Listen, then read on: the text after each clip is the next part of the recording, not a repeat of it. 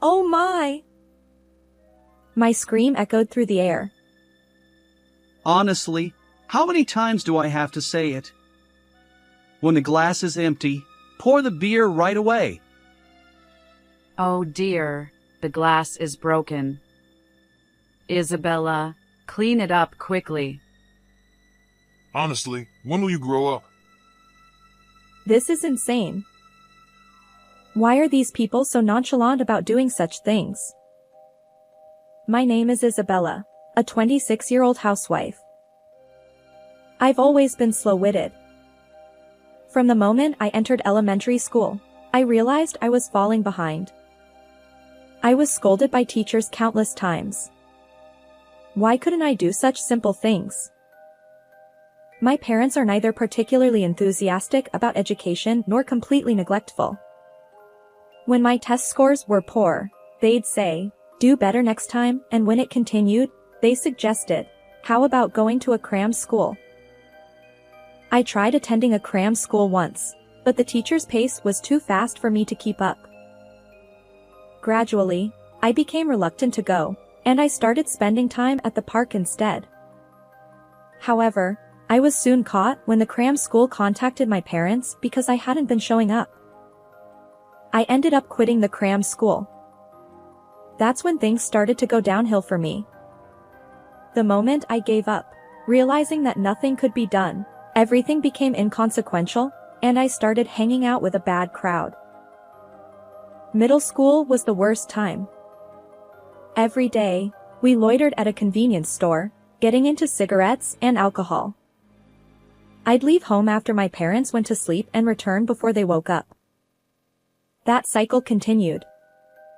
As a result, attending regular classes during the day was impossible, and I spent most days just sleeping. It was like going to school only for lunch. Later, I managed to get into a high school where you could enroll just by writing your name, but I had no motivation to study and dropped out.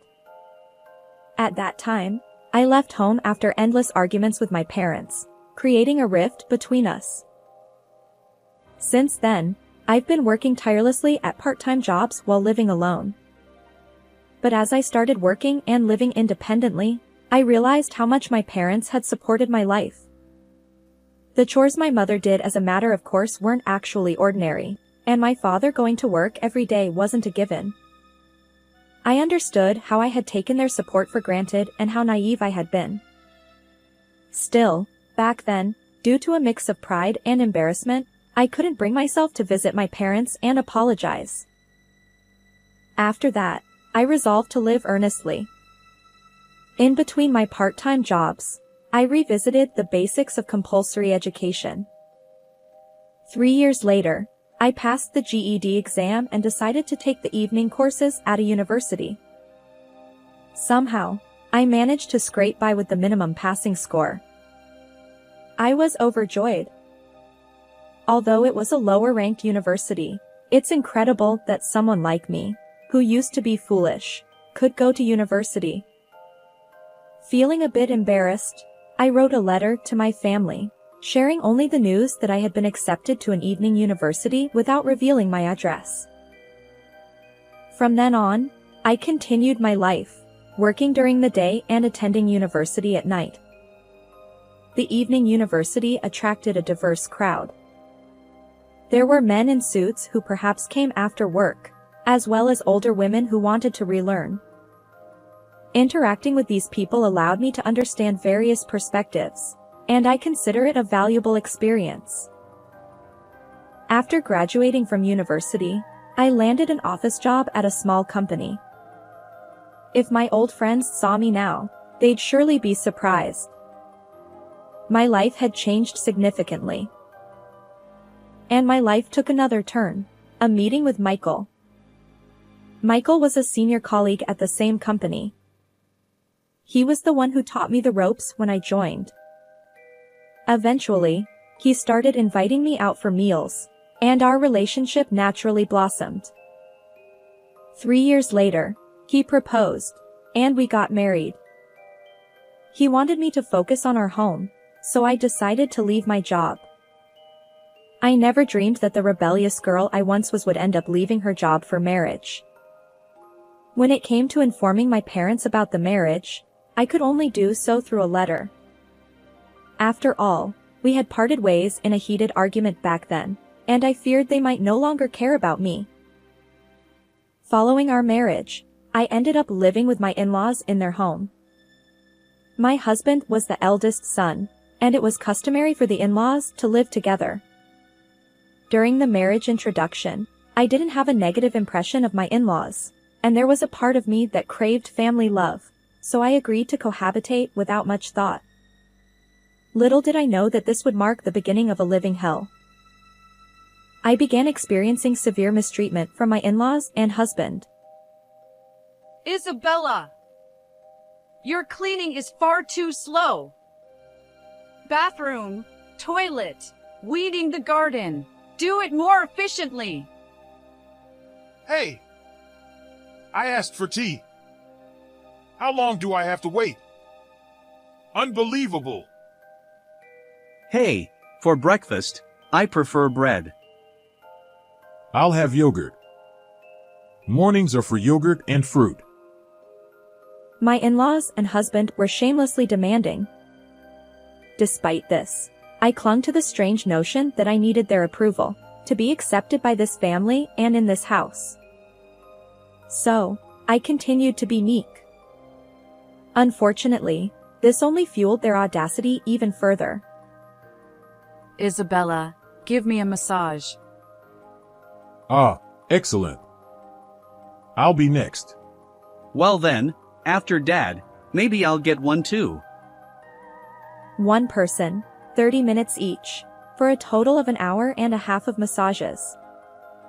And afterward, I brewed tea and served store-bought dessert to everyone, as if I were a housekeeper. I gradually began to suspect that I was being used for their convenience by my in-laws and husband. As a result, imperfections started creeping into the household chores I had previously executed flawlessly, and my in-laws and husband began blaming me for those shortcomings. Their tyranny escalated, and before I knew it, my in-laws and husband had turned into terrible manipulative individuals. Oh my!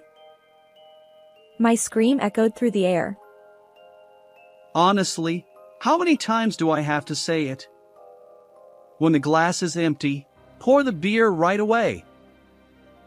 He slammed the table as he spoke. The impact caused a glass to fall at my feet. Oh dear, the glass is broken. Isabella, clean it up quickly. Honestly, when will you grow up? This was madness. How could these people be so callous? I had reached my breaking point. I wanted to go home. But where? To my mom's place? Yet, I was afraid. Would they accept me?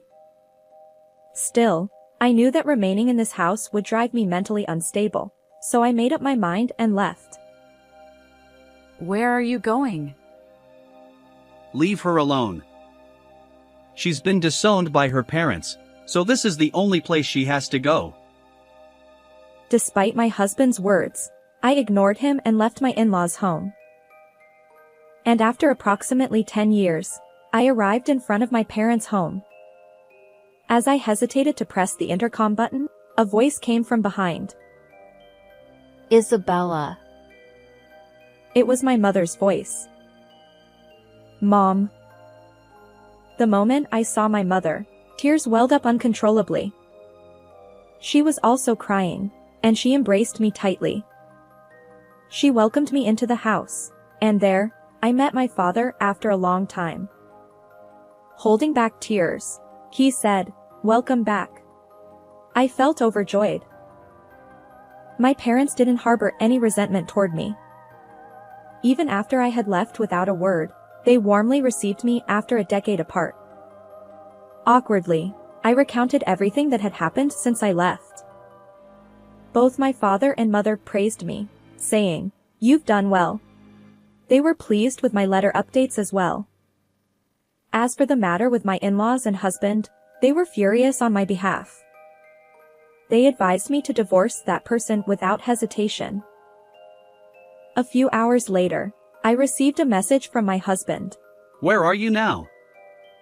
It's time to come back. I replied, I'm currently at my parents' house. I won't return to that home anymore, so let's get a divorce. Almost immediately, my husband called. His angry voice made it hard to understand what he was saying, but it seemed he wanted to come here to persuade me. My parents suggested, it's a good opportunity to meet face to face, so we decided to invite my in-laws and husband over. When my in-laws arrived at my parents' home, they unleashed a torrent of insults fueled by anger. Back when I lived with them, I was somewhat fragile due to my longing for family love. However, now that I had reconciled with my own parents, that vulnerability had disappeared. Without succumbing to their verbal abuse, I firmly handed them the divorce papers, saying, "It's pointless no matter what you say. Please sign for the divorce." In the end, my husband reluctantly signed the papers, rolling his eyes. Finally, I was free from those nightmarish days. And in the blink of an eye, 5 years had passed since the divorce. It was a holiday, and I was relaxing at my parents' home as usual. Suddenly, the intercom buzzed. Who could it be on a Saturday morning? Since I was closest to the front door, I decided to answer. But then the intercom buzzed again. Hello? Oh, excuse me. Wait, what? When I opened the door, there stood my ex-husband and in-laws, the same people I had parted ways with 5 years ago. Why? How? My ex-husband grinned and said, Hey there! You doing well? I figured you'd calm down by now. I'll forgive you, so come back, ha! What are you talking about? My shout drew my father's attention, and he joined me at the entrance. He too was surprised by their presence. My ex-husband continued smirking. You're probably still a lonely single woman, right? We'll take you back. And then my ex-father-in-law, audaciously, chimed in. Grandmother needs care too. Let's discuss the future. Their nonsensical statements made me burst into laughter. Impossible. Why are you laughing? My ex-father-in-law snapped. Exactly. How dare you, a lowly woman, be so cheeky? My ex-mother-in-law chimed in. I replied. Well, I was just thinking, who's speaking from a high horse here? My ex-husband retorted. What? Who do you think you're being cheeky with? He seemed to believe that his forceful tone, reminiscent of our cohabitation days, would sway me. Little did he know that over these 5 years, I had regained the determination I had as a former delinquent, a strong woman who wouldn't be shaken. Huh? Obviously, I'm talking to you. This abusive jerk. My ex-husband and in-laws stuttered, taken aback by my intensity. Suddenly, my voice surprised my mother, who approached, saying, Isabella, calm down. The baby just woke up. I apologized while cradling my daughter. Oops, sorry. A baby? I explained. I've remarried and have a child now. So, there's no chance of reconciliation with you. Not that I intend to, anyway. You're kidding. My ex-husband, clearly frustrated by the lack of compliance, retorted and kicked the flower bed outside the front door. I hurried inside, ensuring my daughter's safety, while my ex-husband attempted to force his way in. My father stepped in to stop him. In the next moment, my ex-husband let out a cry of pain. Ouch! Noah. Noah was my current husband. It seemed he had returned from his night shift just in time. Noah twisted my ex-husband's arm. What are you doing? You! What the hell? Let go! My ex-father-in-law chimed in. Release my son! I'll call the police! Noah replied. Huh? I am the police. Ah! Noah turned to me. Isabella, who are these people? Ex-husband and in-laws. They suddenly showed up, trying to force a reconciliation. When I resisted, my ex-husband got angry and kicked the flower bed. Wait, hey. You don't need to explain so clearly. Noah declared. They're completely out of line. I'll call for backup. This is ridiculous. Soon after, a police car arrived, and my ex-in-laws and ex-husband were taken away. The neighbors watched like curious onlookers, and my ex-in-laws and ex-husband hung their heads in embarrassment as they got into the police car. And the reason my ex-in-laws and ex-husband visited me was as follows. It turns out that they had been squandering Michael's grandfather's inheritance and grandmother's pension, indulging in gambling and a life of luxury. However, when his grandmother's health deteriorated, and she needed care, her pension was being used to cover the costs of her care facility. So, they decided to call me back and try to take advantage of my family's wealth. They probably assumed that if they shouted at me, I would comply with their demands. They completely underestimated me. Upon learning that I had remarried a police officer, my ex-in-laws and ex-husband likely decided never to involve themselves with me again. By the way, let me share how I ended up marrying a police officer. During my evening university days, I became close friends with a woman in her 50s who was in the same seminar. Even after graduation, we continued to meet up for drinks regularly. After my divorce from my ex-husband, she suggested that I meet her nephew, Noah. We hit it off, and that's how we ended up getting married. Life is unpredictable, and I never imagined finding happiness through such connections and bonds. Moving forward, I plan to enjoy each day while nurturing a good relationship with my husband, parents, and watching my daughter grow. How did you find this story? Don't forget to subscribe to the channel. See you in the next video. I am Luna, 32 years old, living with my husband and son. I joined the company as a new graduate and have been working there for 10 years now. When I gave birth, I took maternity leave, but I returned to work immediately after my son turned 1, and I continue to work vigorously in a sales position. Thanks to my hard work, I am on the verge of a promotion, and recently, work has become even more enjoyable. On the other hand, my husband, who is 3 years younger, has been restless and changing jobs even before we got married. He aims to start his own business someday, believing that to become a future entrepreneur, it's essential to gain skills by working in various companies rather than staying in one place. However, when I look at my husband's current situation, his salary decreases with each job change. I have doubts about whether he is truly improving his skills. Despite that, I felt it was my responsibility to support our household while encouraging my husband's dreams. I wanted to believe in his potential.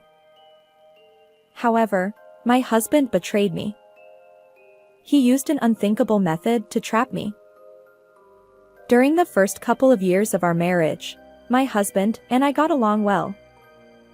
Our life wasn't easy due to his unstable job, but spending time with my husband dreaming about building our own home and traveling abroad was enjoyable. However, things changed after I gave birth to our son. My husband became noticeably cold towards me. Looking back, perhaps he hadn't changed much himself, It was having a child that made me realize his true nature. While my husband had never been keen on household chores, he particularly disliked childcare. When I was on maternity or childcare leave and stayed at home, things were manageable. But once I returned to work after my childcare leave, my days became a whirlwind. I woke up early to prepare breakfast for my family and take our son to daycare. After work, I rushed to pick him up, did the grocery shopping, and prepared dinner. I barely had time to catch my breath. I could have used an extra pair of hands. Yet, my husband seemed oblivious to my struggles. Despite having more free time than I did, he adamantly refused to take our son to daycare. When I asked him why, he said he didn't want to be perceived as someone with too much free time if he did the school run as a father. I tried to convince him that it's perfectly normal for men to be involved in parenting these days. In fact, I saw plenty of fathers in suits doing school drop-offs at the daycare. However, no matter what I said, my husband remained stubbornly resistant. Avoiding arguments, I eventually gave in. Balancing work, household chores, and childcare was tough for me, especially with early mornings and overtime at the office. But I persevered for the sake of our family. It would have been helpful if there were someone who could admonish my husband. Unfortunately, the only person he fears, my father-in-law, is currently away on a business trip. My father-in-law always praised me for balancing work and household chores, understanding the demands of my job. Even when my pregnancy was confirmed, he advised my husband, Take good care of Luna. However, shortly after our son was born, my father-in-law was transferred far away. My mother-in-law stayed behind in our hometown. Unfortunately, unlike my father-in-law, she dotes on her son excessively and only takes my husband's side, so I couldn't rely on her at all. With her extensive experience as a homemaker, my mother-in-law didn't seem pleased that I continued working after giving birth. Additionally, she must have been bothered by the fact that her own son kept changing jobs without making significant progress. It seems she felt frustrated that I, as the daughter-in-law, achieved more in my career. Every time we met, she made snide remarks about me prioritizing work over my roles as a wife and mother. While she surely knows that my work contributes to our current lifestyle, she still criticized me. Eventually, she started saying absurd things like how it's pitiful to leave my child at daycare until late or that I should quit my job altogether. Perhaps my mother-in-law's idle time during my father-in-law's business trips fueled her behavior. She would casually drop by our house, deliver her barbs, and leave. Although I felt unfairly blamed, I resigned myself to the fact that some people with outdated views might never understand. Unfortunately, my husband seemed to resent my professional success. When I received a raise for my efforts, I excitedly shared the news with him, hoping for at least a congratulatory word. Instead, his response was a dismissive, Oh, really? "It hurt." As time went on, my husband's attitude worsened. He started berating me, saying things like, Don't get too full of yourself just because you're earning a bit more. The constant criticism from my husband and even my mother-in-law left me questioning why I was working so hard every day. I began regretting my decision to marry him. To make matters worse, my husband's late nights became routine. Despite working at a factory where he should have regular hours, he often returned home well past midnight. When I asked him why, he always claimed it was work-related. I didn't believe that could be true, but whenever I tried to inquire further, he'd become irritable. So I refrained from pressing the issue, but I couldn't help feeling suspicious about his unnatural behavior. And then, finally, an incident occurred. One evening, my mother-in-law suddenly dropped by our house unannounced. While her impromptu visits were nothing new, that particular day left me feeling utterly drained. You see, earlier in the day, there had been a daycare sports event, and I had worked late, waking up early to prepare lunch boxes. I was exhausted and had planned to go to bed early, especially since an important business meeting awaited me the next morning. My son, worn out from the sports event, had already dozed off in his bedroom after dinner. However, with my mother-in-law's arrival, I couldn't simply retire for the night. Determined, I dragged my tired body to the kitchen to prepare some tea. However, at that moment, my husband suddenly grabbed my arm tightly. Surprised, I looked at his face. You must be tired, so I'll take care of it. My husband rarely steps into the kitchen, so I was taken aback. Normally, he insists that I handle everything, cooking, cleaning, and more, no matter how exhausted I am from work. Perhaps he wanted to impress my mother-in-law. I thought it was probably just empty words, so I ignored him and headed back to the kitchen.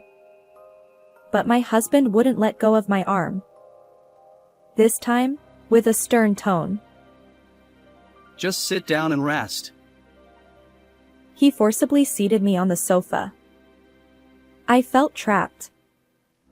If I allowed my husband to make tea for me, I knew my mother-in-law would have something to say. Surely, she'd criticize me for being a demanding wife. However, to my surprise, even my mother-in-law chimed in. Luna, it's okay to sit. She gently held me down and smiled. While I conversed with my mother-in-law, my husband went into the kitchen and started brewing tea. Something is amiss. There's no way both of them suddenly had a change of heart. What's going on today? As I pondered my suspicions, my husband approached with a teacup on a tray. Well, have some tea. He placed the cup in front of me, smiling. I thanked him while keeping a close eye on his behavior. It seemed my husband kept glancing at me. Even my mother-in-law appeared more restless than usual. Definitely strange. I lowered my gaze to the tea my husband had brewed. I see now. He must be up to something. Yes, there had to be a reason behind their unnatural kindness. I wasn't about to fall into their trap. No more mercy. I was ready. I lifted the teacup but paused just before taking a sip. By the way, didn't we have some tea snacks in the fridge? Let's offer them to Mom, I said, facing my husband. Normally, my husband wouldn't bother serving tea snacks to guests. But today, after telling me to rest, he had no choice but to comply. Initially bewildered, he eventually conceded. Oh, right. He headed back to the kitchen to fetch the treats. My mother-in-law followed suit, saying, Oh dear, thanks. I seized the opportunity. As my husband returned with the tea snacks, I finally took a sip from the teacup. My mother-in-law, sitting next to me, also began sipping her tea. We engaged in light conversation for a while, showing my son's sports day videos to my mother-in-law. However, both my husband and mother-in-law continued to stare at me unnaturally. Despite feeling their sharp gazes, I calmly finished my tea. Observing my composure, my husband tilted his head in confusion. Just when I thought everything would proceed without incident, a sudden change occurred. My mother-in-law's complexion darkened, and she furrowed her brow. Then, she clutched her stomach and rushed out of the living room with surprising speed. Her destination? The bathroom, of course. I had suspected something was amiss, and now it seemed my intuition was correct. Glancing at my husband, his eyes remain wide open, and he looks utterly bewildered. Then, in an instant, he shoots me a piercing glare and hurries to follow my mother-in-law. As he pounds on the bathroom door, he calls out, Mom, are you okay? From inside the bathroom, my mother-in-law emitted pained groans, though I couldn't quite make out her words. Well, I could imagine the situation fairly well. A few minutes later, my husband returned to the living room, leaving my mother-in-law in the bathroom. His face had turned pale, and he nervously bit his lip. I addressed him. "You know, it seems you put something quite suspicious in my tea." His eyes widened, and he exclaimed. So it was you after all. I chuckled and replied, No. It was you, wasn't it? Since the tea you served me seemed incredibly dubious, I discreetly swapped it with your mom's. My husband spat out. You're a terrible wife. Suspecting me. I couldn't help but burst into laughter. Well, who's worse, really? I retorted. You probably spiked it with laxatives or something. The strange powder clinging to the rim and inside of the teacup gave it away. Indeed, there was a faint white powdery substance on the cup. If my husband were someone who regularly brewed tea, I might not have been suspicious. But he never did any household chores, and my mother-in-law believed it was only natural to boss me around. The fact that both of them went out of their way to make me rest was highly unlikely. So, I had been carefully observing my husband's actions and the tea he served. My husband's ill-conceived plot was exposed, and he confessed everything. However, the motive behind his attempt to spike my drink with a laxative was so trivial that it left me utterly bewildered. Apparently, upon learning that I had an important business meeting the next day, he conspired with my mother-in-law to sabotage my work. If their plan had succeeded, I would have either cancelled the meeting due to illness or found myself repeatedly rushing to the bathroom during negotiations with our client. Such a situation could have negatively impacted my professional reputation at the company. Yet, tampering with someone's beverage is undeniably a criminal act.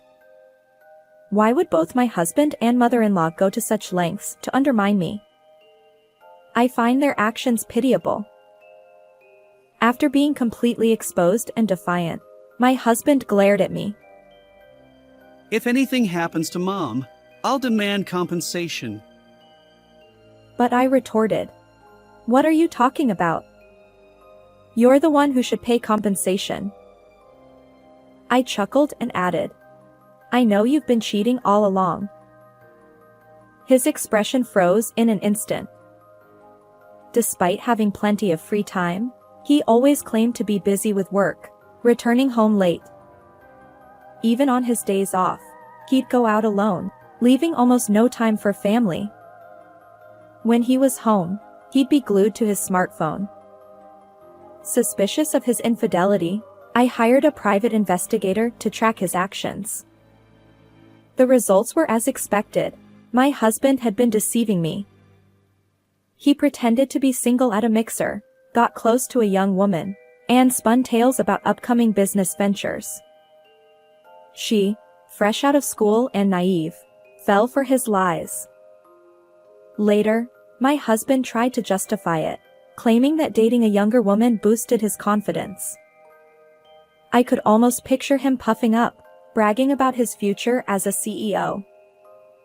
But if he had that much free time, he should have put more effort into achieving his goals. Instead, it seemed my husband, like a spoiled child, was chasing an impossible dream of entrepreneurship. Surprisingly, my husband, caught in his infidelity, turned pale and froze. I looked him straight in the eye. Let's get a divorce. You'll pay alimony, of course, and child support. His defeated response was, Fine, whatever. But then he tried to assert himself. Just so you know, if we divorce, I'll take half of our savings. I know you've been secretly hoarding money. I chuckled and sighed. You won't get a share of my assets. Most of the remaining savings are from when I was single. The pre-marriage savings aren't subject to division. He retorted. What? That can't be true. Besides, you've been earning lately. I decided to enlighten him. The recent earnings have mostly gone toward living expenses since you contribute very little. His face fell. Then I added, by the way, every piece of furniture and every appliance in this house was bought with my money. So don't even think about taking them when you leave. This house is in my name, so please gather your belongings and leave. As my mother-in-law emerged from the bathroom looking defeated, I told her, I'll be informing your husband about this. She pleaded. Please. Don't tell him. But I didn't hesitate. I contacted my father-in-law. Naturally, he was furious, and my mother-in-law was handed a swift divorce. Afterward, realizing that he couldn't expect any share of the assets, my husband finally understood his predicament. Despite pleading with me, saying he didn't want to separate and that he couldn't live without me, his apologies now hold no sway over my feelings. I hired a lawyer, and the divorce with my husband was finalized successfully. I claimed substantial compensation for emotional distress and child support. Due to his low income, my husband couldn't pay the compensation in one lump sum, and he ended up burdened with significant debt. But the punishment meted out to him wasn't limited to that. Since I filed a police report about the laxative incident in my tea, both my husband and mother-in-law were convicted of assault. Although they received probation, they now share a criminal record. In the end, my husband was also rejected by his affair partner, and he works tirelessly day and night to repay his debts. Meanwhile, my mother-in-law, abandoned by my father-in-law, leads a miserable life in poverty. They tried to undermine me with baseless jealousy, but they reaped what they sowed. On the other hand, my recent business negotiation was a great success, and I was promoted to lead the sales team. I moved out of the apartment I shared with my husband and rented a new condominium. Now, my son and I live happily together. Although my first marriage ended in failure, I'll continue working diligently and ensure my happiness. Farewell, everyone. How did you find this story? Please consider subscribing to the channel. Until next time, take care.